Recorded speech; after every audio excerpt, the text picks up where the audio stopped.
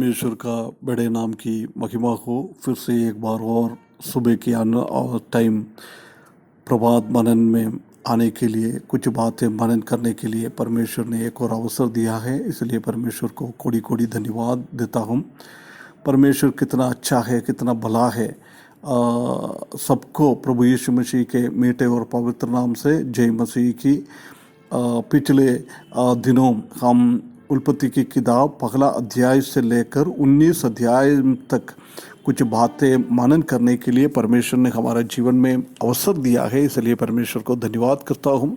ये पूर्ण रीति से एक पढ़ाई नहीं है, परंतु उसमें से कुछ मनन करना, कुछ चिंता हो।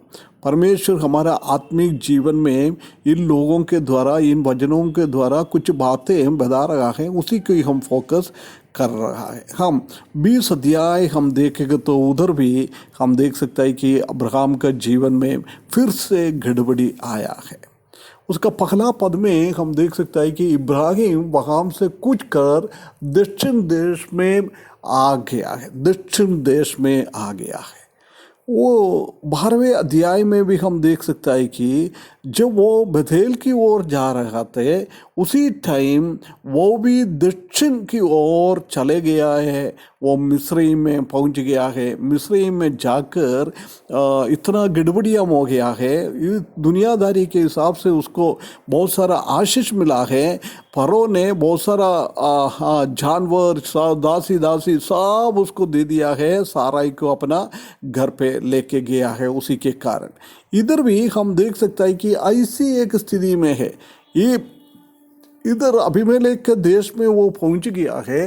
पहुंचने के टाइम वो फरो के राज्य में पहुंचकर कैसे बोला है अपना साराई को, तुम मेरा बहन है, ऐसा बोल देना। किसी से भी कभी पूछेगा तो मैं तुम्हारा भाई है, यही बोलना है। ऐसी बोलकर बोला है। जब हम देख सकते हैं कि अबीमेलेक ने फिर फरो के जैसी ये साराई को अपने घर पे लेके जा रहा है, वो स्थिति हम देख सकता है। परंतु इधर एक बात ये है कि परमेश्वर ने उसी के हृदयों में बात किया है। उसको स्वप्न में बोला है, ये और किसी का पत्नी है, तुम इसी के ऊपर कोई दोष नहीं करना है, उसी के ऊपर तुम गलत रास्ता ना बनना है। ये सुनकर अबीमेलेक से परमेश्वर बोला, तुम ऐसी करेगा तो तुमको मैं मार डाल दूंगा। ऐसी एक स्थिति में अबीमेलेक और उसका देशवासियों बहुत डर गया है। परमेश्वर से वो बात करता है, मैंने कुछ गलत नहीं किया है, उसी ने मुझे उनका बहन बोला है, इसलिए मैं लेके आया है। क्यों मुझे आप मार डालेगा? तुम उसको वापस दे दो। अब्राहम को अगले दिन बुलाया है। हम देख सकते हैं कि अब्राहम को उसने बुलाकर वो साराई को वापस दे रहा है। 14 पद में हम देख सकते हैं कि सब अबीमेलेक ने भेड़, बकरी, गाय, बैल और दासी दासियों लेकर इब्राहिम को दी और उसकी पत्नी सारा को भी उसे फिर दिया है। देख, इधर भी धन दौलत बहुत उसको मिल रहा है। गाय बकरी, भेड़ बकरी, गाय बैल, दास दासियों, सब कुछ उसको मिल रहा है। इजिप्ट में भी, मिस्र में भी हम वही देखा है। उनको बहुत सारा ऐसी भौतिक आशीषें फरो ने दिया है, बहुत सारा चीज़ें उसको दिया है। उसी ने उसी के द्वारा बहुत बड़ा अमीर बन गया है। ये बात को हम उसी जगह में देख सकता है। इधर भी ऐसी और उसी के जीवन में अमीर बन गया। कैसे बन गया है? उसी के जीवन में उसने गड़बड़ किया है, उसी के द्वारा बहुत सारा आशीष उसी के जीवन में आ गया। हम जानते हैं कि इस दुनिया में हम ईमानदारी से रहेगा तो कोई धन दौलत हमारे पीछे नहीं आएगा। हमारा तकलीफ और परेशानी आता है, परंतु हमारे जीवन में हम गड़बड़ करता है, उसी टाइम दुनियादारी से धन दौलत बहुत हमारे पास आ जाता है। प्रिय भाइयों बहनों, कभी भी हम ऐसी धन दौलत के पीछे ना जाए।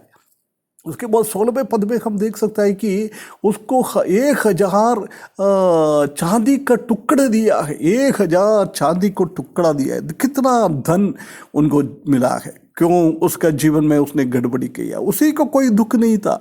साराई अबीमेलेक के घर पे गया है, उसी को कोई दुख नहीं था। फरो के घर पे भी गया था, उसी टाइम में भी उनको कुछ दुख नहीं था। परंतु परमेश्वर ने अपना बच्चों को, अब्राहम को, साराई को कितना प्रेम कर रहा है, कितना देखभाल कर रहा है, ये बात को हम इस अध्याय से सीख सकता है। प्रिय भाइयों बहनों, हमारा परमेश्वर, हमारा प्रभु हमको रोज संभालने वाला है। वो हमको संभालता है। कई ऐसी तकलीफ, ऐसी दुर्दशा से हमको बचाने के लिए वो हमेशा तत्पर रहता है। परंतु क्या है, बहुत बार हम उसका आवाज़ नहीं सुन पाता है। ऐसी एक स्थिति में हम पाप की ओर चले जाता है। हम इस दुनियादारी का धन दौलत के पीछे हम चले जाता है। प्रिय भाइयों बहनों, हम ऐसे सोचो, इस दुनिया में हम रखने के टाइम दाल रोटी मिल रहा है, बहुत है, ज़्यादा कुछ नहीं चाहिए। हम ईमानदारी से, विश्वास योगी के साथ परमेश्वर के सन्निधान में जीवन बिताने के लिए परमेश्वर हमको सहायता करे। गलत रास्ता हम ना चुने, कोई भी गलत रास्ते से हम भड़क ना जाए। हम परमेश्वर का महिमा करते हुए परमेश्वर का सन्निधान में विश्वास, विश्वस्तता के साथ, ईमानदारी के साथ, सच्चाई के साथ हमारे पास क्या है, उसी से हम संतुष्ट होकर जीवन बिताना है। परंतु हम ऐसे जीवन बिताएंगे तो आत्मिक रीति से बहुत सारा आशीष हमारे जीवन में मिलेगा। इसलिए हम भौतिक आशीषों के पीछे ना चलते हुए आत्मिक आशीषों मिलने के हिसाब से हमारा धर्मी जीवन बिताने के लिए, ईमानदारी का जीवन बिताने के लिए परमेश्वर इस वचन के द्वारा हमको सहायता करे। उसकी बड़े नाम की महिमा हो।